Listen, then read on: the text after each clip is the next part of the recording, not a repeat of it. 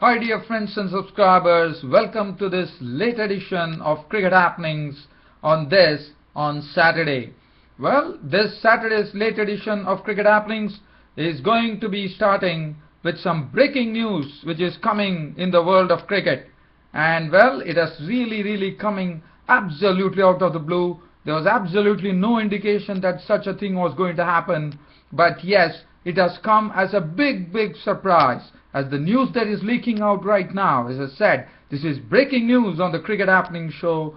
The England off-spinner Graeme Swann has retired from all cricket. He has not only retired from international cricket and first-class cricket, and that is final. So absolutely nobody had an inkling that Graeme Swann was going to do such a thing. But and also it is really surprising that England have just lost the Ashes series, and not only that, Graeme Swann has decided that he will not play in the final two tests of the Ashes series, and that has really come as a real surprise to the cricketing world here for sure.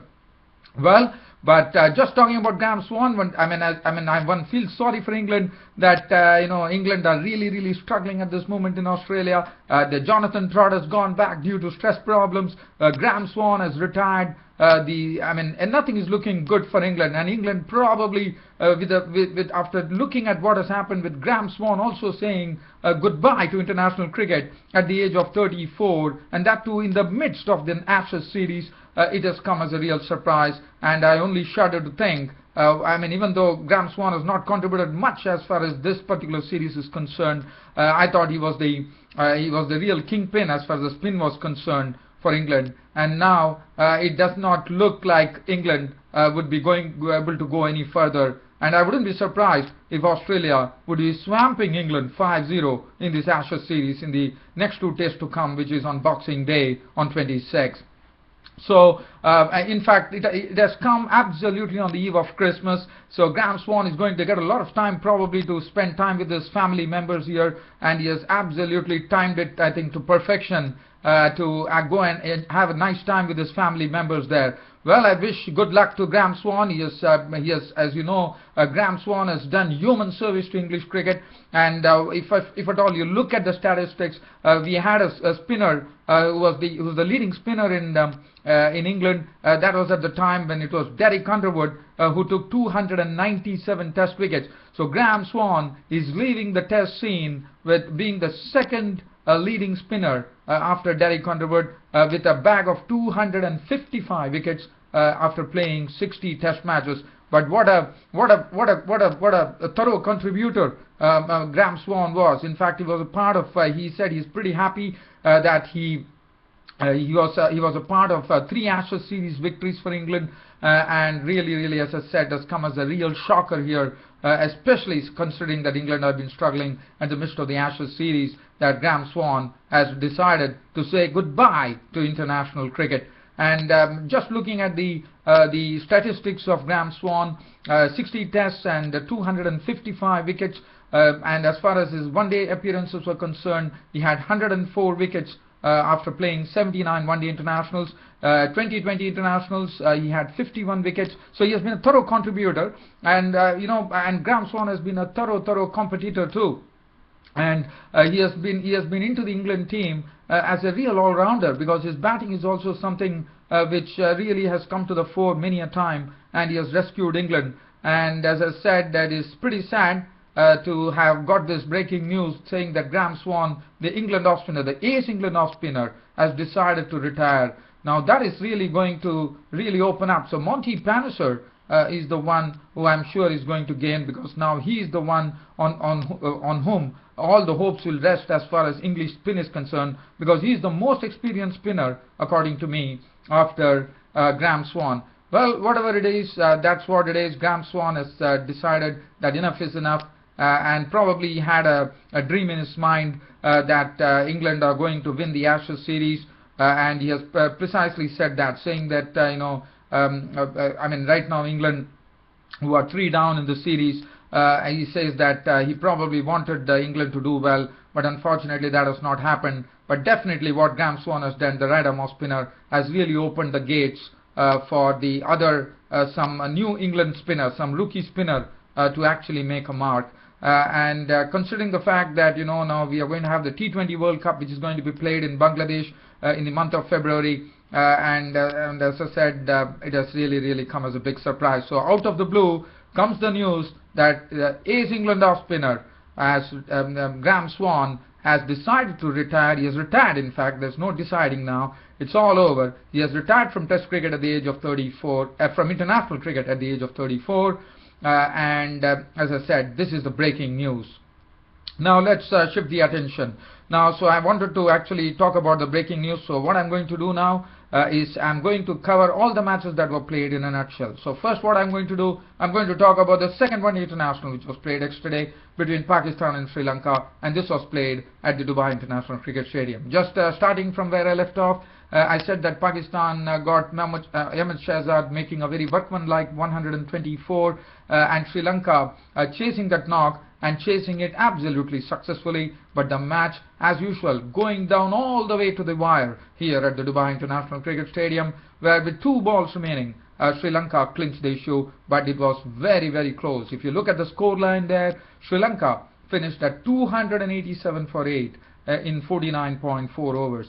Just talking about the game, there was contributions from Kumar Sangakkar of 58 of 67 balls, 4 fours, 1 6. Chandimal making 44 of 57 balls with 1 6. But Angelo Matthews, the captain, was the hero there, who really held the innings together. He got some good support from the pinch hitter Kulashekara, who contributed a very quick fire 32 of 26 balls with 3 fours and 2 sixes. And also Dimuth Karunaratne, who is normally a batsman who actually comes pretty early.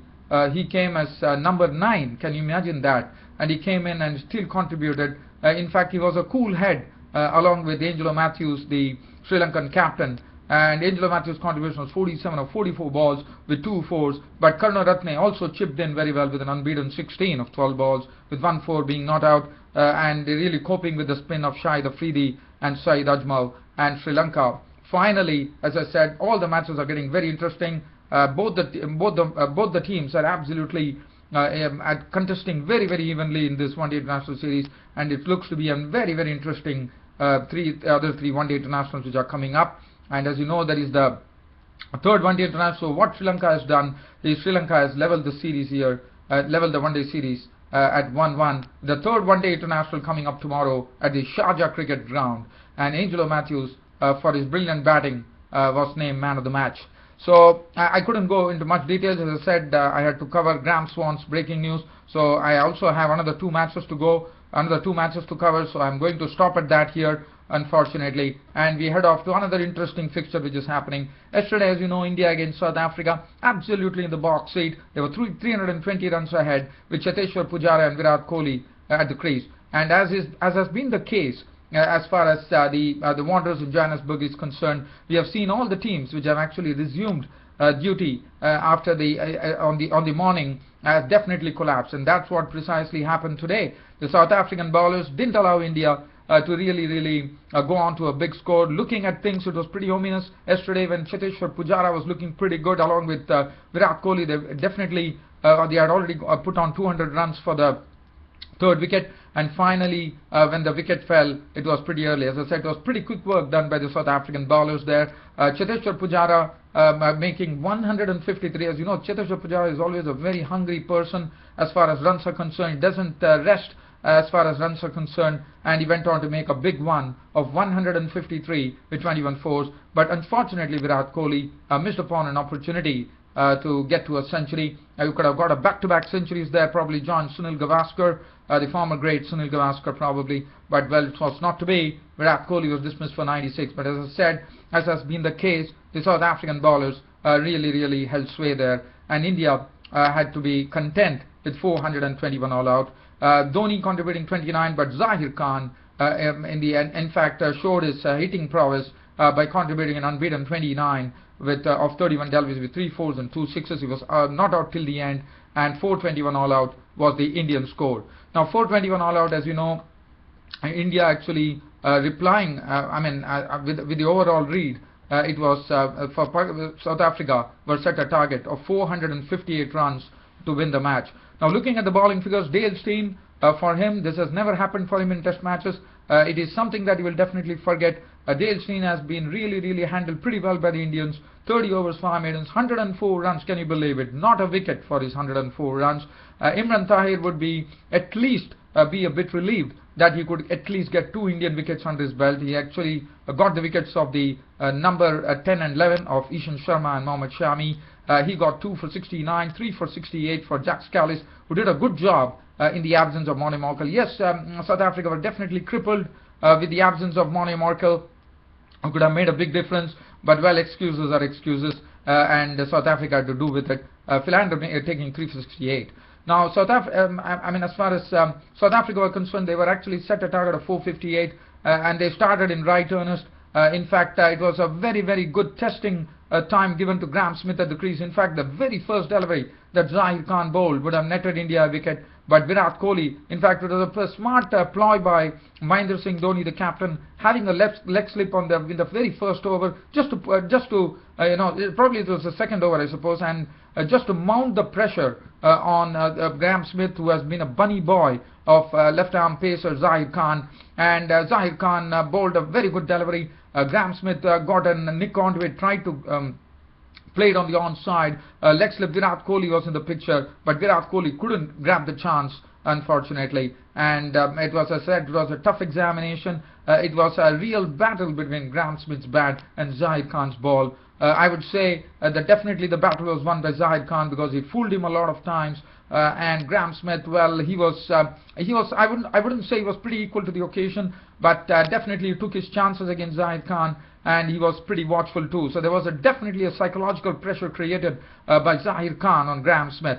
Alvaro Peterson at the other end, well, he started nudging away. He was also not looking pretty convincing, but as and when he got an opportunity, he stroked the ball absolutely to a nicety. Absolutely, he was playing on the offside. As far as Graeme Smith was concerned, he was playing all the strokes on the onside, and it was going on. The century partnership was put on. So as I said, in the quest for 458, South Africa on the 4th day had started off well, and then Graeme Smith fell very unfortunately. He was run out very swiftly by Ajinkya Rahane for 44 with 6 fours. After that, it was Hashim Amla. Now Hashim Amla, it was a dismissal which one really feels sorry for Hashim Amla, but yes, that was the case yesterday. I mean, in the first innings, as you would have seen, Ishan Sharma got a ball which Hashim Amla tried to shoulder arms and it crashed onto the stumps. Today it was a different scenario. The bowler was different. It was Mohammad Shami who was bowling Hashim Amla. In fact, that was a ball which was actually a short delivery, and Hashim Amla once again, he was really, I would say one can't blame Hashim Amla because of the vagaries of the pitch, the nature of the pitch. What happened was they hit probably one of the cracks there and the ball scooted, and Hashim Amla was absolutely, he couldn't believe it, because that was the similar thing which happened as in the first innings. The only difference being it was a short delivery and Hashim Amla was getting ready for that, but he would have never imagined that the ball would have kept so low, probably hit a crack over there and went on to crash onto the stumps, and Hashim Amla was absolutely crestfallen. Clean bowled by Mohammad Shami for 4. So that was the score, 118 for 2. After that, slowly but surely, Alvaro Peterson with an unbeaten 76 with 9 boundaries. Du Plessis, now Du Plessis, one would remember what he did. I will come back to that later. He is still there, not out on 10, and 138 for 2 was the South African tally. So it essentially means that South Africa still required another 320 runs on the morrow, that is on the final day of this first test match at the Wanderers in Johannesburg, to win the match. But I think it is going to be a good contest. The test would be for South Africa. One thing that I would like to say, it's not going to be easy, but one would remember the man in fact, South Africa probably, it's a very good captaincy according to me by A.B. de Villiers. What he did is he actually shielded himself. He shielded Jack Scalise, who failed in the first innings, not to put the pressure on them, and in fact decided to send the out of form Du Plessis into the picture. And Du Plessis, yes, he did his job perfectly there, staying up till stumps with an unbeaten 10, giving Alvaro Peterson company. But one thing, dear friends and subscribers, one would remember that Du Plessis and A.B. de Villiers was the pair which actually played out the whole day when it all looked like Australia were going to win, and they did. And you would remember the Adelaide Oval, where Du Plessis grafted and grafted and grafted, and he really frustrated the Australian bowlers, and South Africa went off to a great draw against Australia. One would remember that. So that person is at the crease at the Wanderers in Johannesburg, not out on 10. So let's remember that. And Alvaro Peterson is looking good for a century now with his 76 not out. But for India, what is going to be the thing? As I said, it is going to be crucial. The ball is still old, so the only probably. But if you look at the trend of things that had happened at the Wanderers in Johannesburg, as I said, we have seen spectacular collapses on the morning of the match, and no team. If you look at the trend that has been happening, looking at that, I would get the feeling that something of that sort is going to happen tomorrow, and the Indian bowlers are going to hold sway, and South Africa are going to find it difficult to reach the tally, because it's 320 is absolutely on the cards for South Africa. They definitely have the wherewithal with them. They still have Jack Scalise, A.B. de Villiers, J.P. Duminy still to come. Vernon Fernandez with his all-round batting skills, as he showed in the first innings, is still there. But still, it looks like, for me, it's definitely tilted towards India as far as looking at the way the match has panned out, where the morning there have been collapses after the batsmen have resumed on the following day. So all in all, it should be a very, very good tussle happening tomorrow. I can't wait to watch it. Let's look at the bowling figures. Zahir Khan testing Graeme Smith as usual. 9 overs, no maiden, none for 29. Ishant Sharma, 9 overs, 2 maidens, none for 28. Mohammad Shami, 8 overs, 1 maiden, 1 for 30. And got the wicket of Hashim Amla. Ashwin, 16 overs, 2 maidens, none for 42.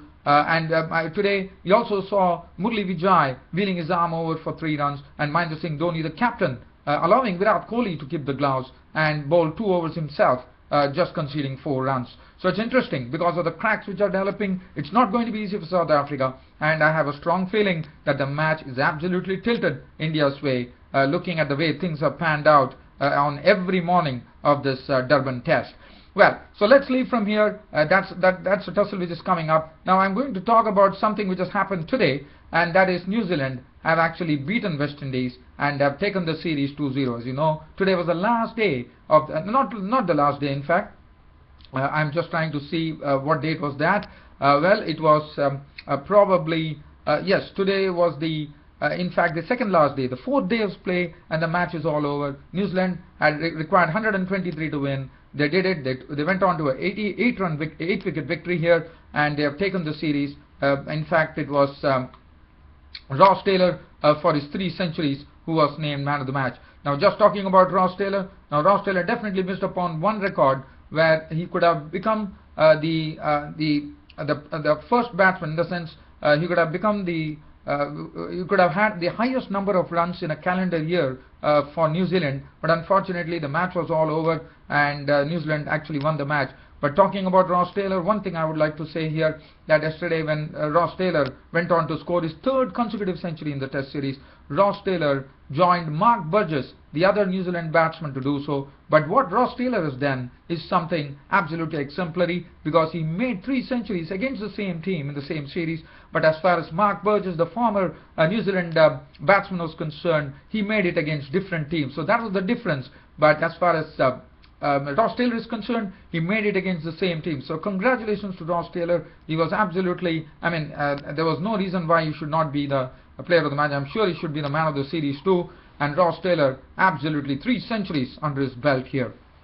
Now, just talking about the West Indies, yesterday, as you saw, New Zealand actually, in fact, West Indies taking the lead after making 367, and New Zealand making 349 with Ross Taylor's century, and with Sunil Narine picking up figures of 6 wickets for 91 runs. West Indies proved, and once again, I think this is the most weakest batting lineup that West Indies have, because they actually faltered yesterday to the New Zealand Pacers, and West Indies were all out. In fact, even after getting a slender lead, they couldn't take advantage, and they were rolled out for 103 by the New Zealand seamers. Trent Boult, as impressive as ever, in fact started striking those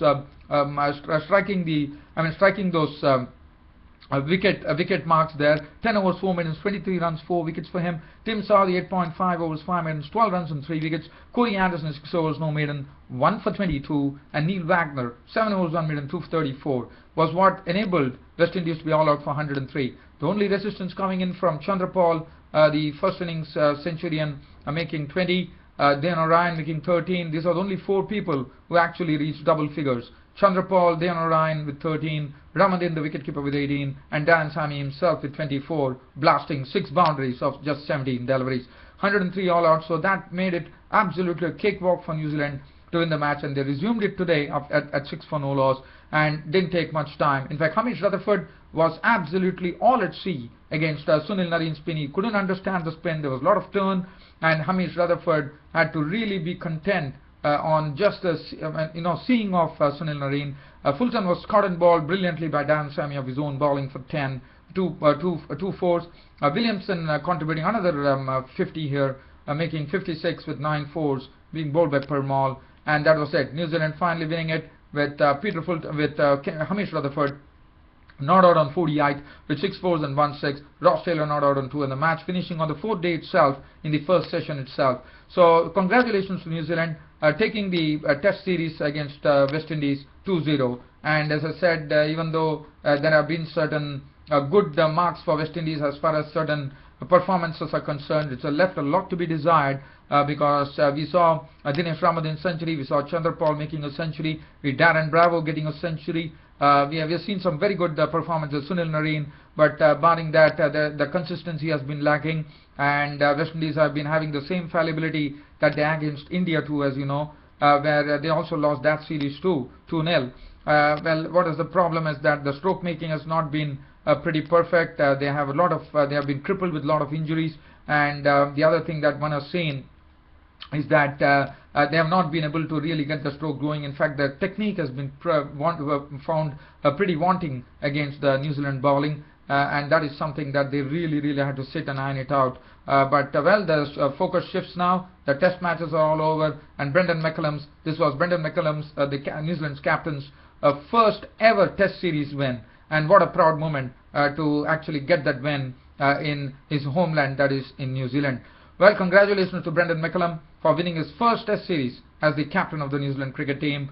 This is your host Ram, also ending this cricket happening show on Saturday, this late night edition. But again, dear fans and subscribers, coming as a big surprise, the England off-spinner Graeme Swann has announced his retirement at the age of 34 in the midst of an Ashes series, and he won't be taking part in the final 2 tests, and I'm sure he's going to have a very good Christmas with his family members. I wish him well, and Graeme Swann, you have been a thorough contributor to English cricket, I can only say wish you good luck in all your future endeavours. That's it from me, your host Ram, for the cricket show for today, and this is good night from your host Ram. Thank you.